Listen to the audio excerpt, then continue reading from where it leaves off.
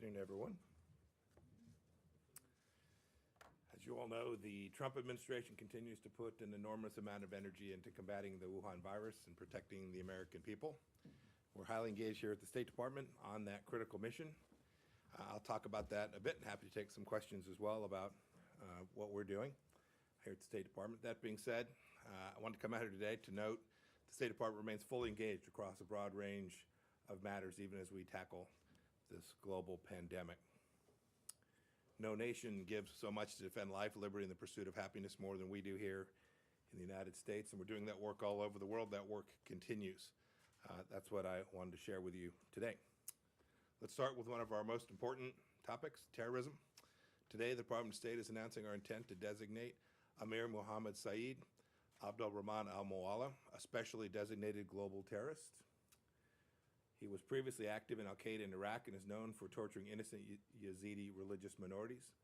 He was named the leader of ISIS after we killed Abu Bakr al-Baghdadi last year. We've destroyed the caliphate and we remain committed to ISIS's enduring defeat, no matter who they designate as their leader. Continuing on designations and our leadership in trying to staunch the flow of terror groups, the Department of State is today also sanctioning 9 entities based in South Africa, in Hong Kong, and in China, as well as 3 Iranian individuals, all for knowingly engaging in significant transactions for the purchase, acquisition, sale, transport, or marketing of petrochemical products from Iran, the world's largest leading state sponsor of terror. This action includes the designation of Iran's Armed Forces Social Security Investment Company and its director for using their resources to invest in sanctioned entities.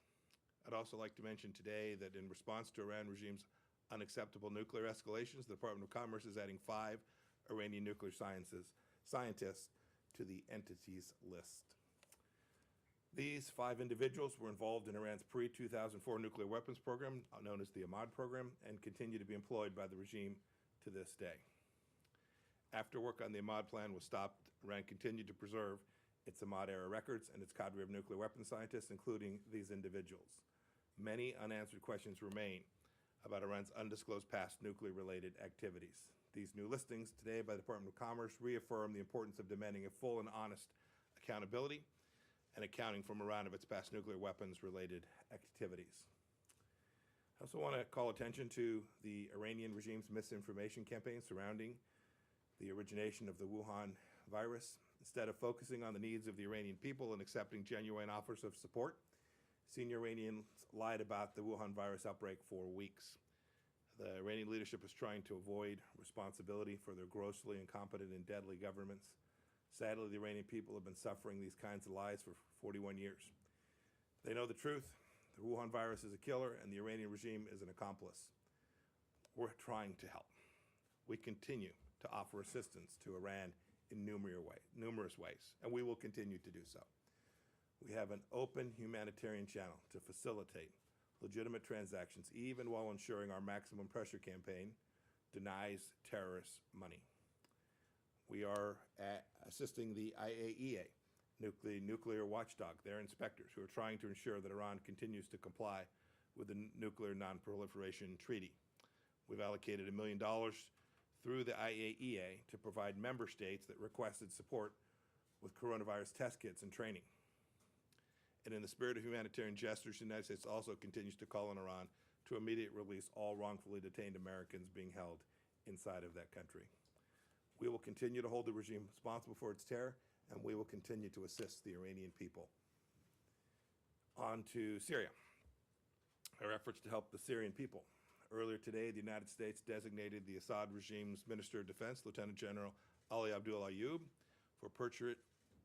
for perpetuating the violence and the disastrous humanitarian crisis inside of Syria. His deliberate actions since December of 2019 have prevented a ceasefire from taking hold inside of Syria.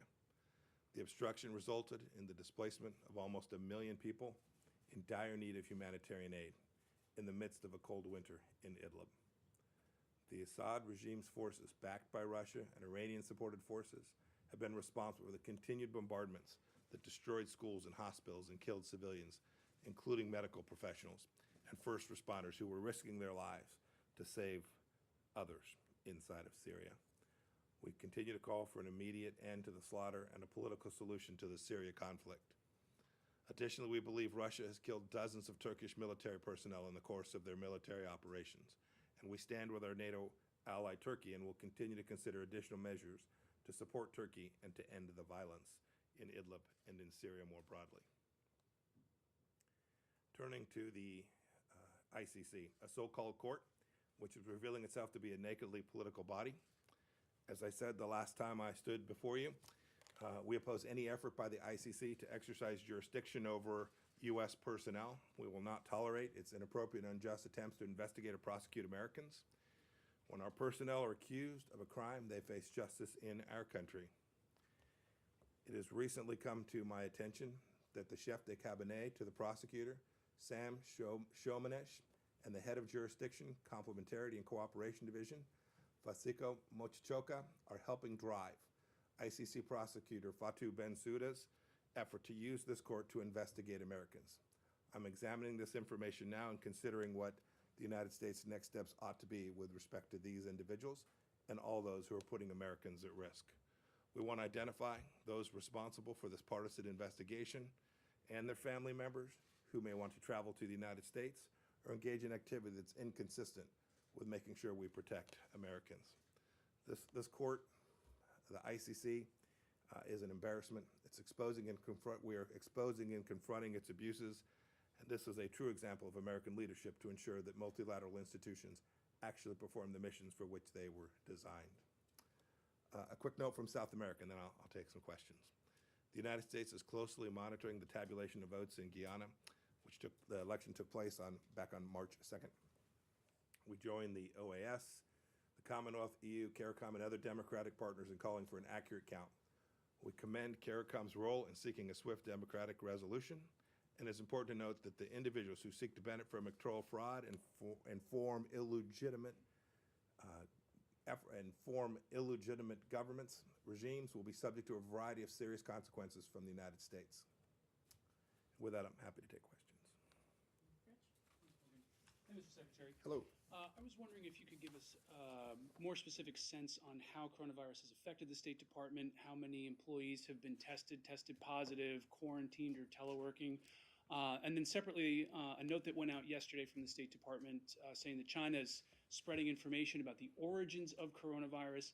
In light of that, do you believe that China's containment has been as successful as officials there say, and do you believe that China is honestly reporting its infection numbers?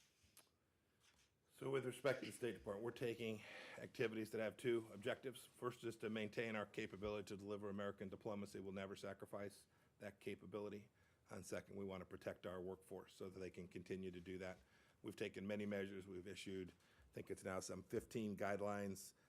We've limited travel. You've seen the work that we've done here. We'll continue to do that. We'll continue to take care of our team.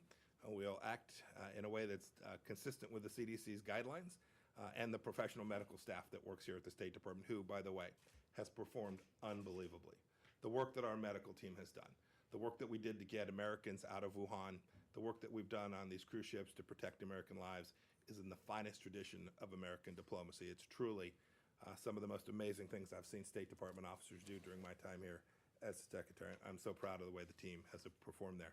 And we have an obligation, therefore, to make sure and take care of them and all of our team, and we'll continue to do that. Your question about China, look, the disinformation campaign that they are waging is designed to shift responsibility. Now's not the time for recrimination.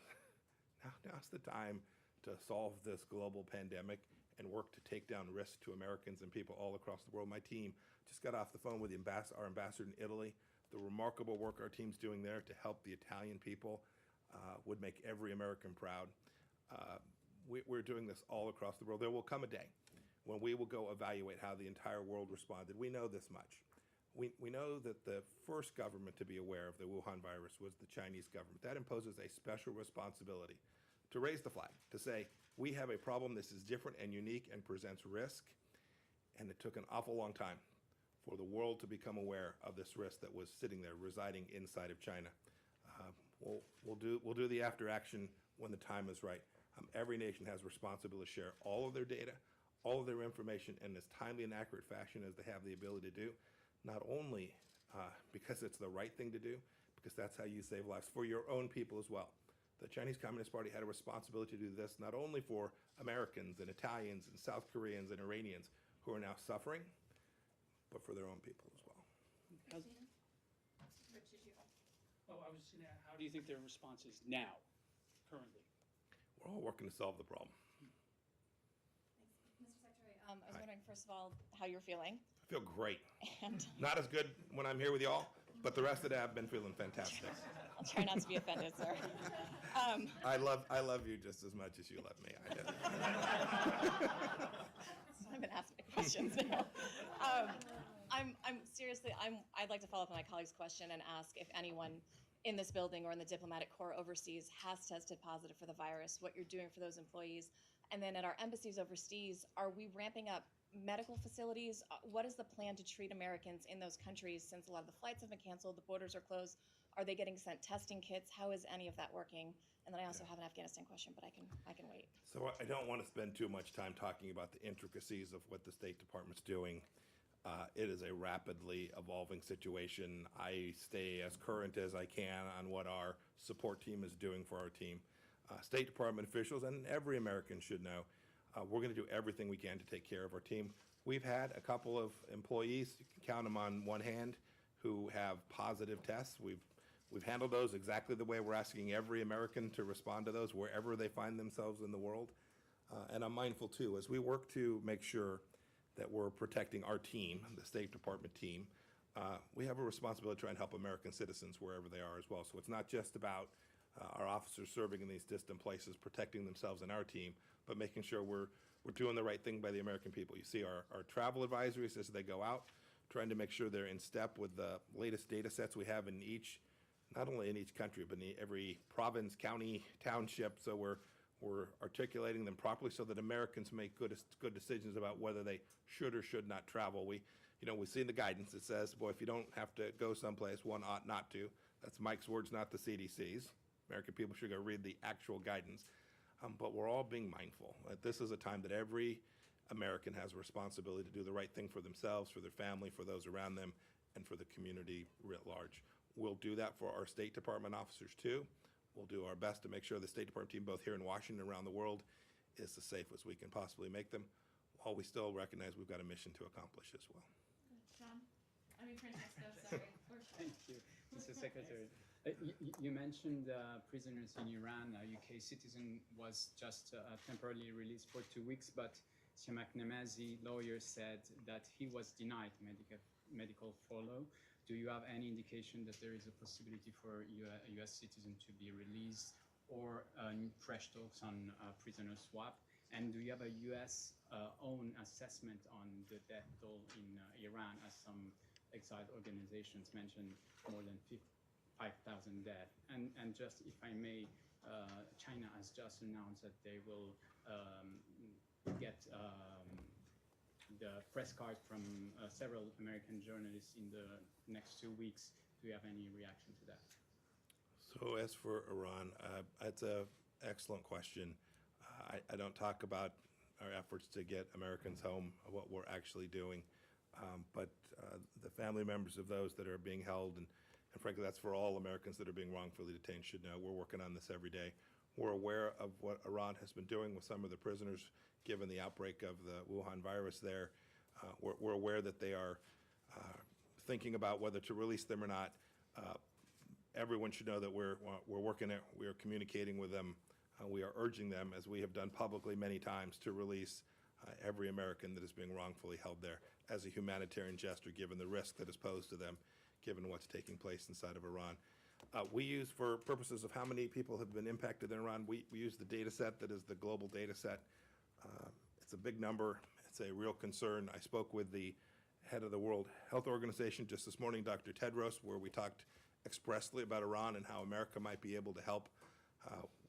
We made a commitment to do everything we can to provide them with all that America can deliver for Iran. I hope they'll accept that offer. That alone will contribute to Iran being able to manage this problem set for the Iranian people. I hope they'll take us up on these humanitarian efforts, not only us, but countries all around the world who want to come help the Iranian people stay healthy and mitigate the risk that's there. Your third question was about the announcement that the Chinese Communist Party made today. Two things to say about that. First, in their statement, they suggested somehow that the actions that we had taken here in America prompted this. This isn't apples to apples. You all know the press freedoms you have. We're just joking about them, right? You all get to ask me whatever question you want, and I give you the answer. We know that kind of freedom doesn't exist inside of China. Indeed, the Chinese will tell you that they want more information, people to know more about their country, and yet they continue to take actions like the one you see today, where they deny the world the capacity to know what's really going on inside of their country. The individuals that we identified a few weeks back were not media that were acting here freely. They were part of Chinese propaganda outlets. We'd identified these as foreign missions under American law. These aren't apples to apples in any respect, and I regret China's decision today to further foreclose the world's ability to conduct the free press operations that, frankly, would be really good for the Chinese people. Really good for the Chinese people in these incredibly challenging global times where more information, more transparency are what will save lives. This is unfortunate. We just saw it. I hope they'll reconsider. I'm sorry, sir. Great. Thank you all.